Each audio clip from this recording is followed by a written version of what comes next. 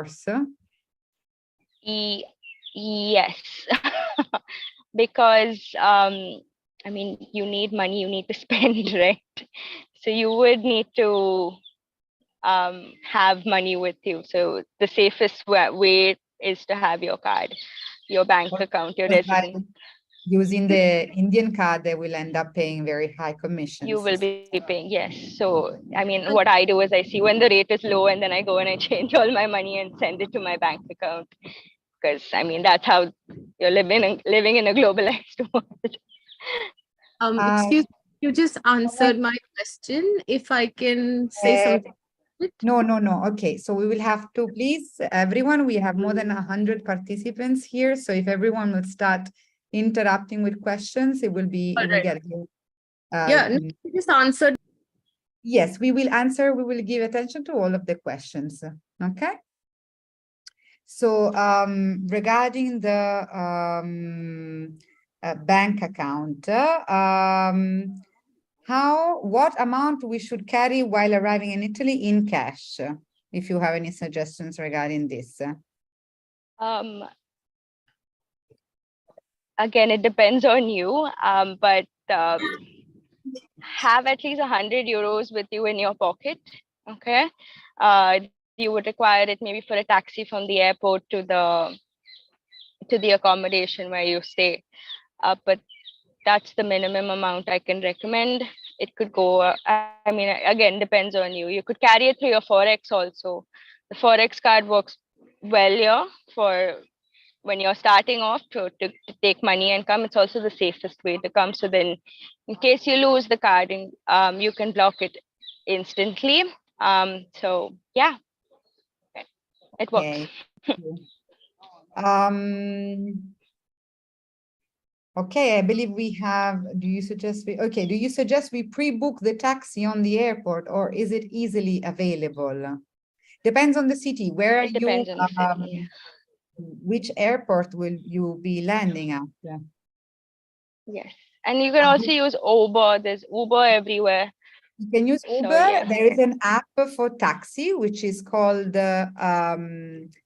I'll have to find it on my phone, but I'll tell you. And also consider that, for example, Rome has a train which brings inside the airport, which will bring you directly to the main city. To the main city. So the app for taxi, I will write it here in the chat box, so that it is always better to book taxis through the app, and make sure, as in India, that they always activate the meter. Okay.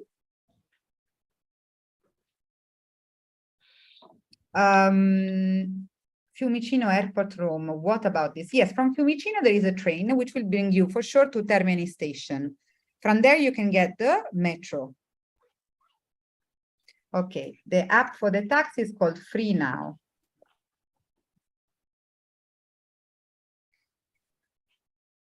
Okay. For those, I see that here a student asked about Foggia. So I would rather ask the university directly if there is any sort of link which connects the main city, or transports which connects the main city to the city where you are staying, where the university is located. Okay. So I think that we can proceed. There are certain questions that we haven't answered to, because we will cover them further on. Okay. Canteen. Okay. Health insurance. Okay, so I believe that all of y'all may already have a health insurance, because y'all have taken a travel health insurance for your visa. It's valid. Okay, so that's valid here. Now, the Italian health insurance works for the solar year, so that's from January to December. Okay, it's called the SSN, that's the public health insurance services, and you pay once, okay, and you can use it for that entire year. It costs 149 euros. Okay, again, payment is made at the local post office. When you go to your welcome office, this is also something that they would let you know about. Okay, and with that payment slip, then you need to visit the nearest health insurance department, and they will provide you with everything that you require. Documents that need to be submitted again is your passport copy.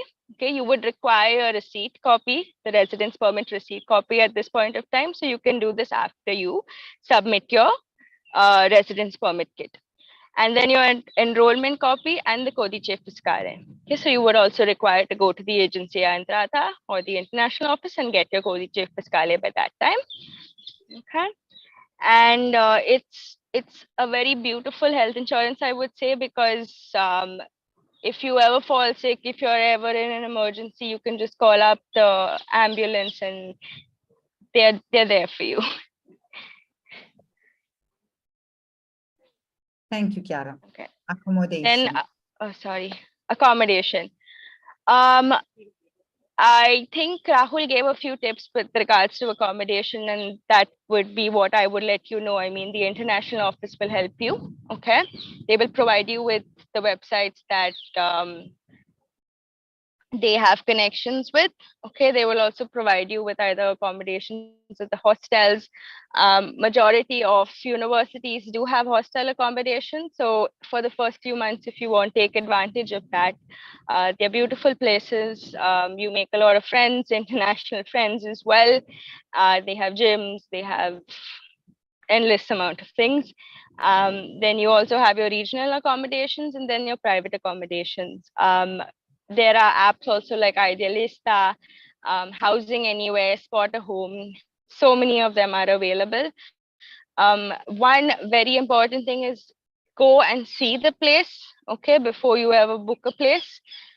Make sure everything is in place. The rooms are good, the room is clean. Sockets work. If there's a kitchen, the appliances in the kitchen works. And always sign a lease. It's very important.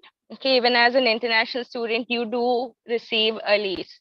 Okay, they will put the number of your passport on the lease. Okay, so you don't require a residence permit for it.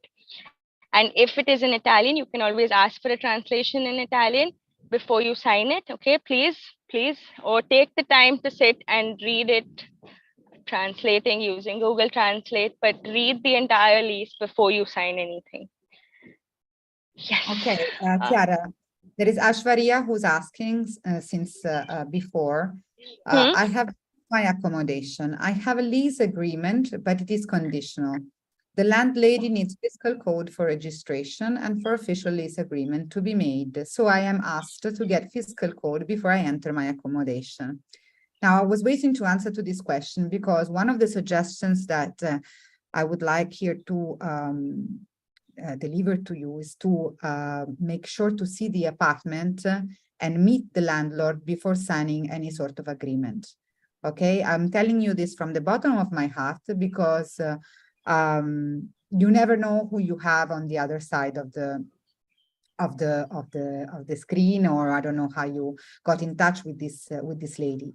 So I understand that it is necessary for signing any agreement to have a fiscal code, but if the landlady is not willing to wait for your arrival to Italy, I would highly consider the fact that she's not probably understanding all the several steps that as an international student you will have to undergo. So yes, my suggestion is to see the apartment, definitely see the apartment before signing any sort of agreement. I don't know, Chiara, if you want to add anything to this. No, I agree with Federica. It's very important. You do not know who's on the other end of the line. Sometimes there's just agents, okay, who the landlady has paid to get this amount of people, and then it just, I'm sorry to say, it gets a little difficult then.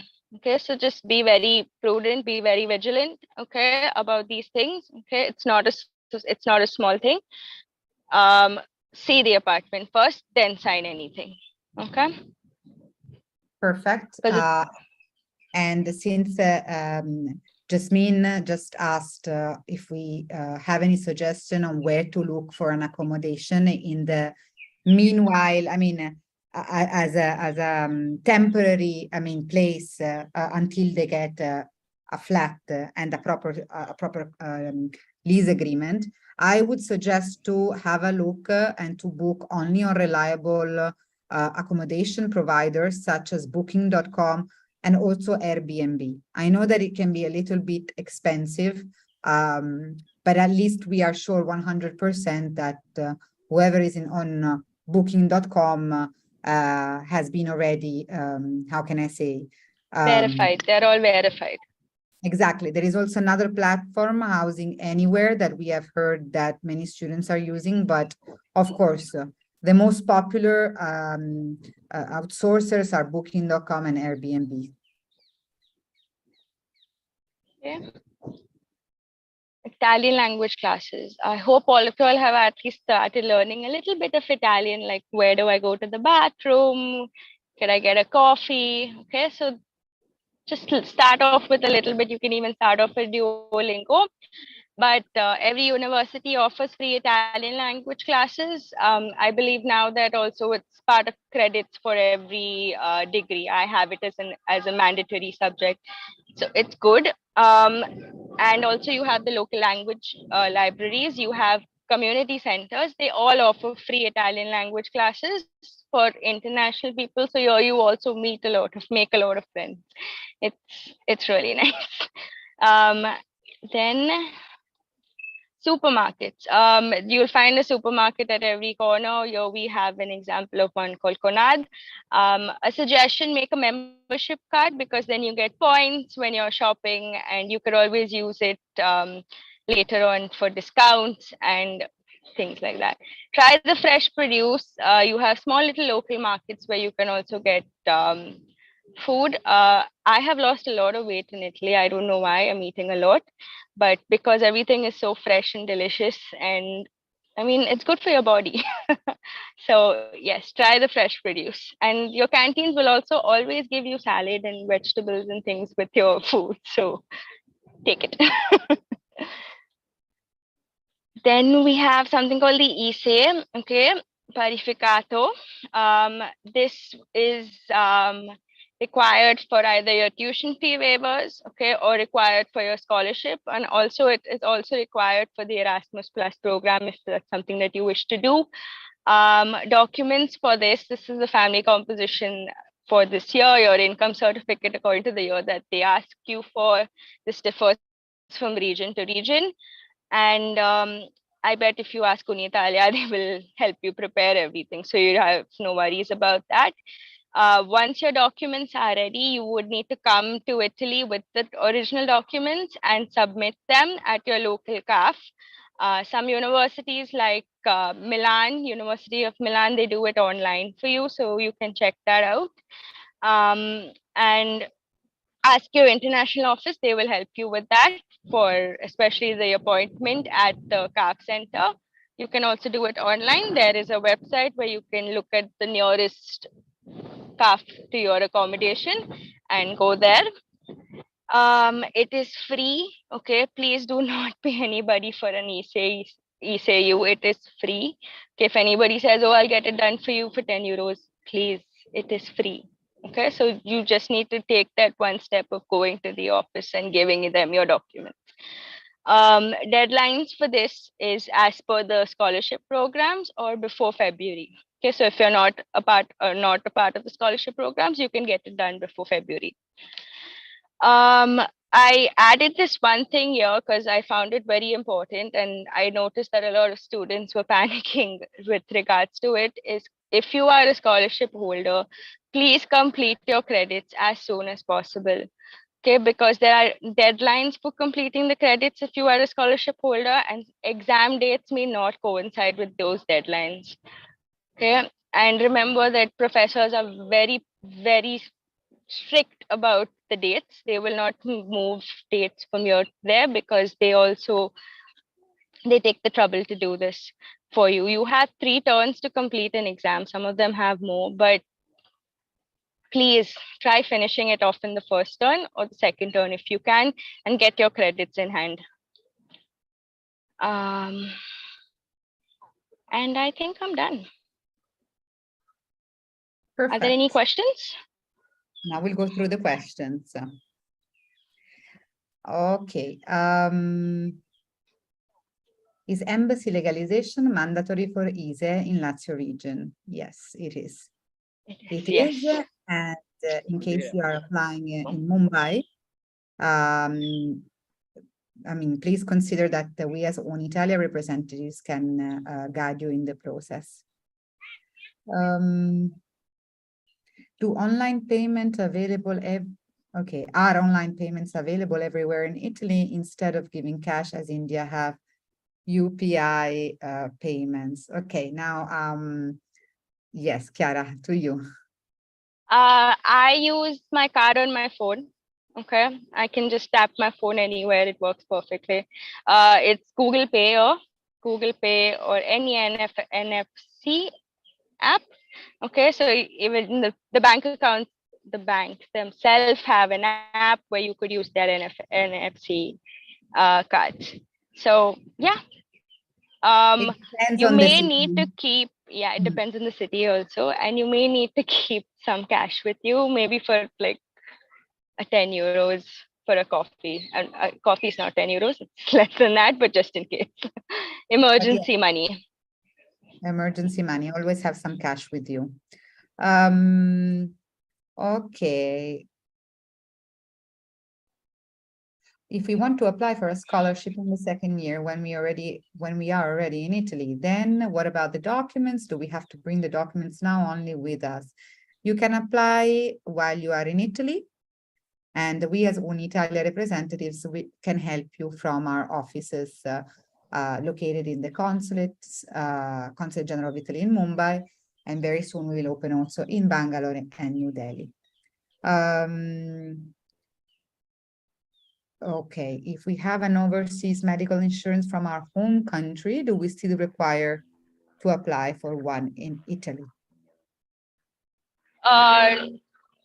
No, you don't really need it, but it's always better, okay, because it's the local health insurance here, and sometimes it takes time for your overseas to, I don't know, verify it, to activate it. It's something that happens everywhere when you're traveling abroad. Sorry about that, but it's always better. Okay, I would really suggest getting it because it also helps you with your residence permit. Okay, and I mean, it's not that expensive. I mean, it's just 149, and it's for a full year. And it's for an emergency. Technically, think about if anything happens to you. That's it. Okay. So I think we're done. I'm answering to the Philippe question. Visa ATM works there. I'm answering yes. ATM are available everywhere, and Visa cards are accepted. Of course, it depends also on your banking system in India. Visa cards are accepted. Does local Italian insurance cover repatriation clause in case of worst case scenario? I think the best thing to do is to check with the insurance provider directly, because I don't know if you're talking about the health insurance that Chiara. I think that's what she's talking about. I'm not sure about that, but we'll be happy to. I can look it up and let you know. Okay.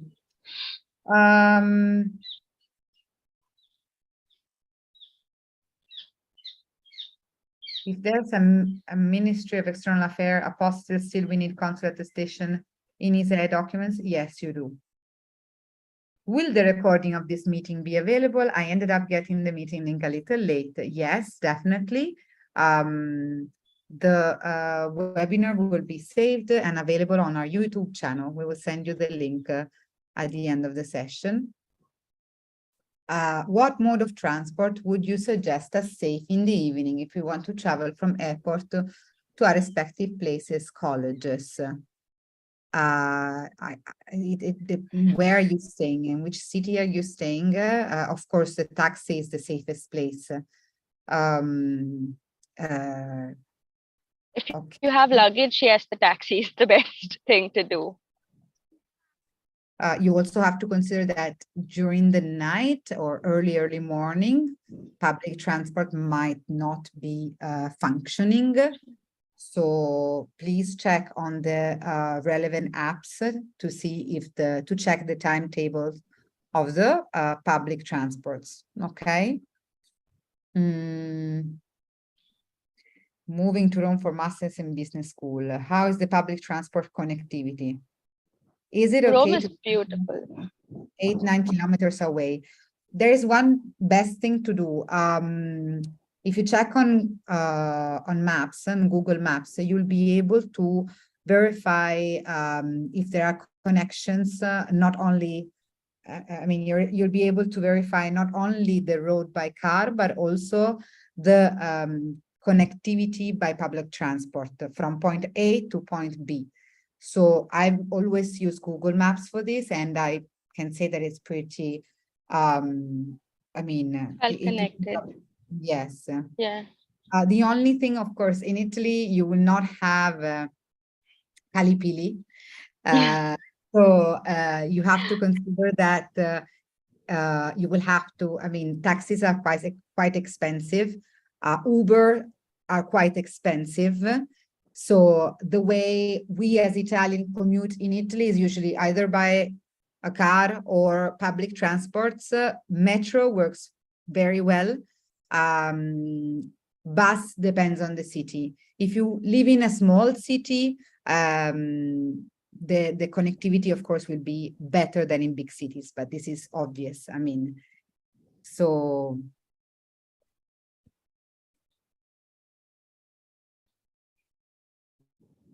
Okay.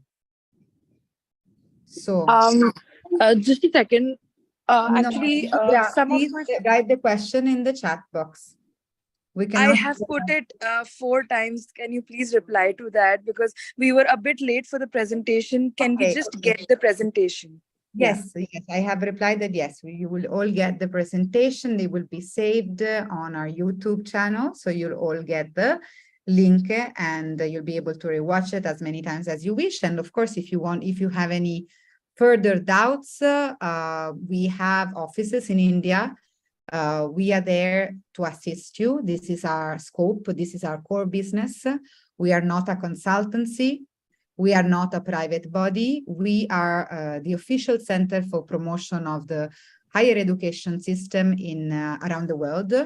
Our headquarters are in Rome, inside the Italian Ministry of Foreign Affairs. And we have offices all around the world. And of course, wherever we are always located inside embassies and consulates. Okay, so we are an official body. Whatever information we provide will be provided by Uni-Italia representatives will be, of course, reliable. And there is the only thing that we care about is to be beneficial for the students that are willing to plan a study period in our country, in Italy. So, of course, if you need any assistance or if you have any further question related to any of the topics that we have covered today, don't hesitate to contact us. We will share our contact details at the end of this presentation. There are several things that I would like to, several services that we as Uni-Italia offer.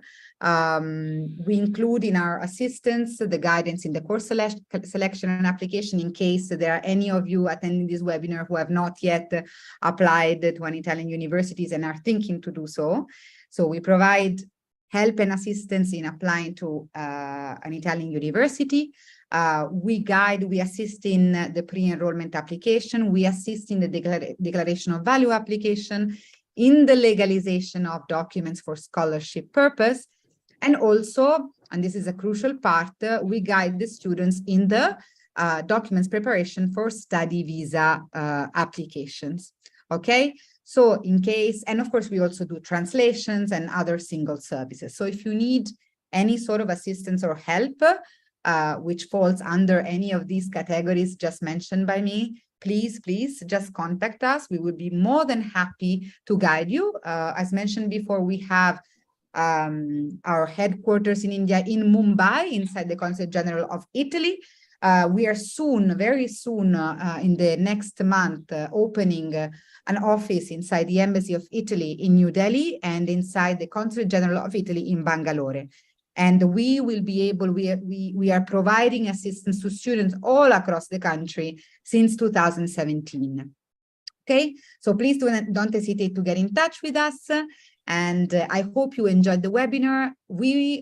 This was our first, let's say, tentative webinar. And of course, we decided the topic based on your suggestions. But if you are interested in other, if you like the concept and you are interested in having prepared by us any other webinar focusing on different topics, please let us know via social media, and we'll be happy to organize a second webinar for all of you, okay, in the following month. So thanks again. A special thanks to Chiara Fernandez for being here today. A special thanks to the entire team of Uni-Italia, Jashan, Arka, Ruby, Astra, and Pooja. And of course, a special thanks to all of the students that have attended this webinar. And for those that are planning to go to Italy soon, the best of luck. And I'm sure that Italy will treat you as you deserve to be treated and will be very welcoming.